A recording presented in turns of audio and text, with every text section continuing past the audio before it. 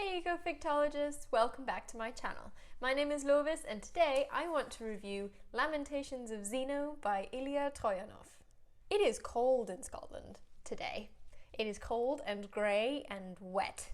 So I am snuggled up in my snuggliest jumper, I've got my cup of tea, and it's kind of fitting because today we are talking about ice. This book was originally written in German under the title Eistau and was translated into English by Philip Boehm. The first thing I want to do is to thank my patrons over on Patreon because I bought this book with their generous donations, so thank you very, very much. If you want to help me buy more books and do more reviews, then head on over to patreon.com/ecofictology, where even a small monthly donation helps me bulk out my ecofiction library, and also it supports a wonderful marine conservation organization called Love the Oceans, doing wonderful work in Mozambique. So, a shout out to all of my patrons. I appreciate you more than I can say. Right, on to Lamentations of Zeno. This book made me feel so many things. So many things. I felt wonder, I felt awe, I felt despair, I felt sadness. I recommend having a cup of tea handy for this review, or maybe a fluffy blanket. It might be a little heavier than normal, so snuggle up and let's get into it.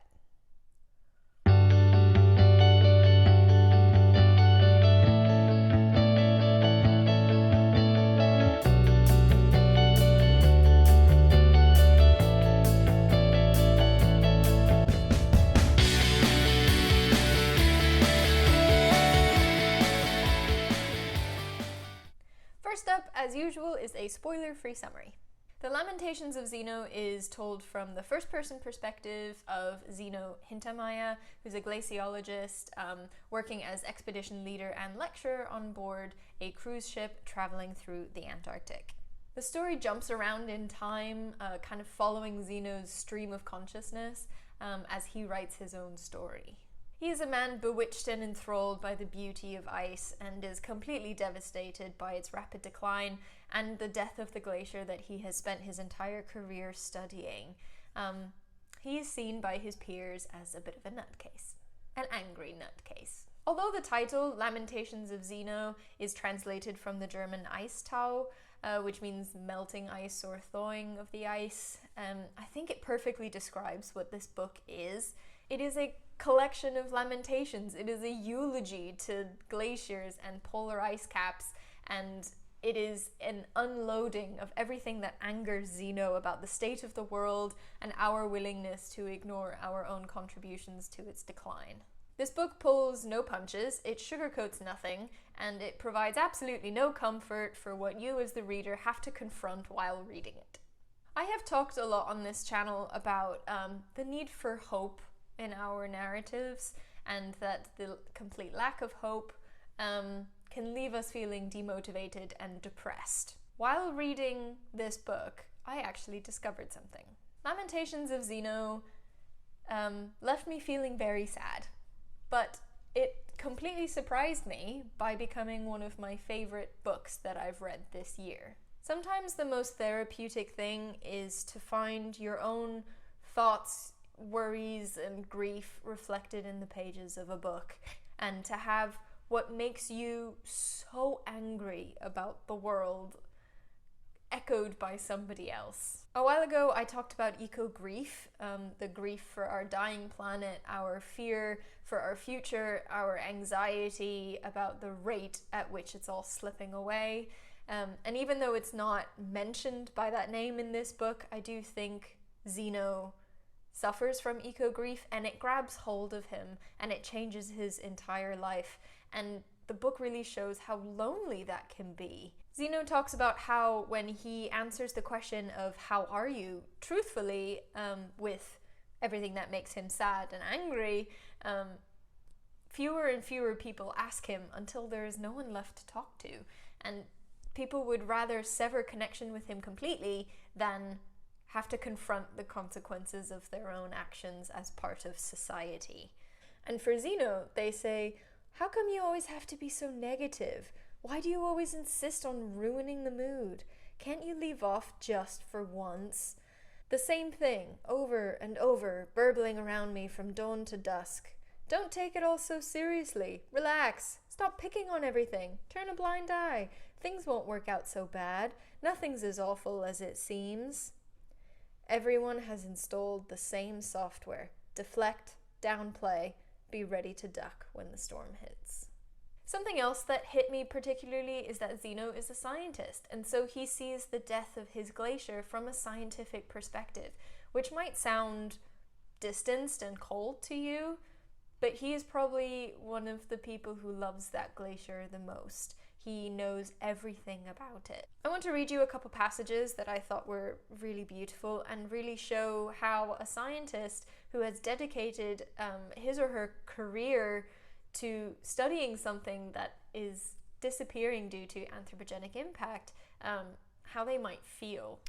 I have been watching it my entire life with passionate care and precise instruments, and if my observations will have had no impact on my chosen field and how this field views itself, then my academic career will have been a waste. It was my doctoral advisor who placed this particular glacier in my care, an arranged marriage that in time became a union of love, as if every measurement were an acknowledgement of its singularity. Each time I visited, I would first scan the glacier with my eyes, then test it with my feet.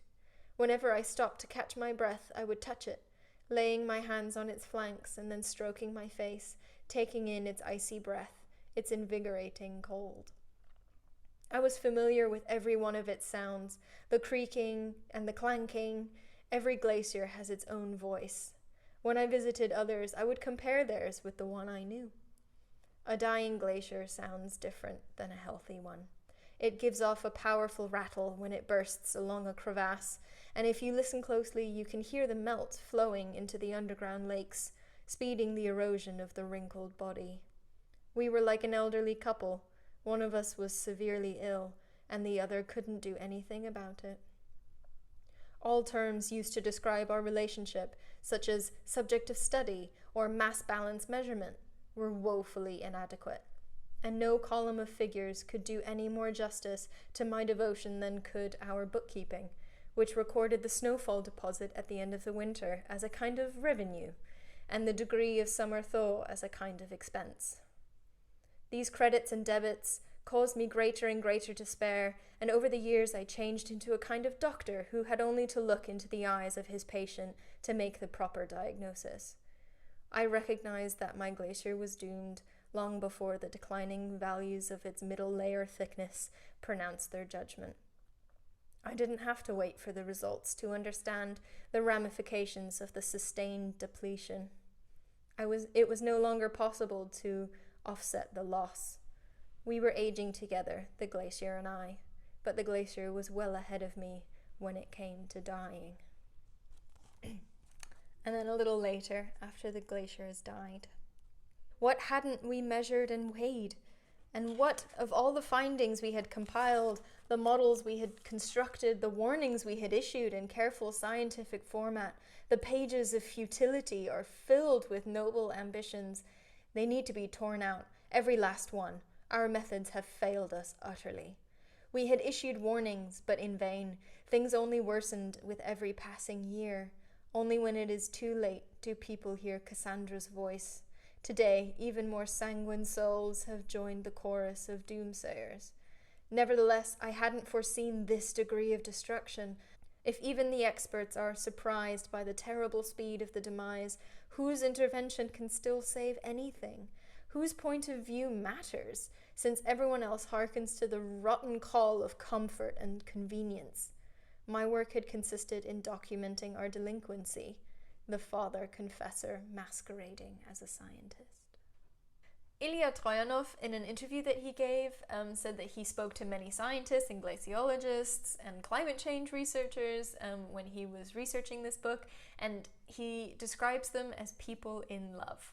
And he says that there is a tangible feeling of frustration among them because the facts are so clear, laid out in front of them, that they expected society to react somehow. And instead, society is so reluctant to change that they just have to watch while the thing that they love disappears. And I think it's a big compliment to him that they said he represented their pain very well in this book and that they felt seen. He said one of the main questions that this book is meant to ask is, if nothing comes of our science, what is the point of science? That last passage that I read shows that Zeno lost faith in science. He said there was no point. They issued all the warnings they could and it didn't do anything. It didn't prevent the death of his glacier. And it is something that I think a lot of scientists struggle with and they fight against, not to lose faith in science, that it is necessary, that it is helpful, that it is useful, that it will make a difference. So I think that was a very powerful part of this book, and it affected me quite a lot. At the end of every chapter is this section of kind of an amalgamation of various threads of conversation, some to do with the plot and some are completely random, almost like lines from an advert that interrupt a very serious conversation. At first I didn't really know what to make of this, but eventually, and I don't know if this was the original intention of the author, but eventually they started to represent our distractible, overloaded consciousness. We are bombarded with such an overwhelming amount of information that sometimes it's really hard to piece together the important pieces to know what's really going on. I don't know if that's how it was supposed to be read, but that is how I read it, and it was quite impactful in that way for me. I didn't expect to love this book, and saying that I enjoyed it probably gives the wrong impression. I would say that it's a special book. It's a cathartic book, a book that lays out all my thoughts about humanity that I usually try and suppress with more optimistic narratives most of the time. It's like that feeling, you know, when you're sad, so you put on a sad film so that you can have a good cry. You don't really want to feel better, you just want to acknowledge the sadness. No? Is that just me? No. Well, anyway, this book is the equivalent of a good cry. And it might be the most honest book I've read this year. I know that 2020 has been challenging in all senses of the word. So if you are feeling overwhelmed and you don't feel that you can take on someone else's eco-grief right now, that's okay. You can leave this book for a time when you feel a little stronger and a little less maxed out.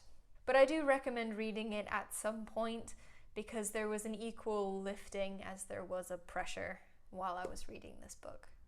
So I know this was a little heavier of a review than I normally do, but somehow making light of this book didn't feel right. Hopefully you still enjoyed it, and I'd love to hear what you think, so leave all of your thoughts in the comments below. Be sure to like and subscribe to my channel so you get notified every time I post new content. I post every Wednesday. If you would like to explore ecofiction in a safe and supportive community, join me and Mary Woodbury on our Discord server called Rewilding Our Stories, and find more ecofiction lovers like yourself. And thank you again to my patrons who helped me buy this book, and if you would like to join the ranks, then head on over to patreon.com/ecofictology and become a patron. And that's all from me, so I'll see you next week, Ecofictologists.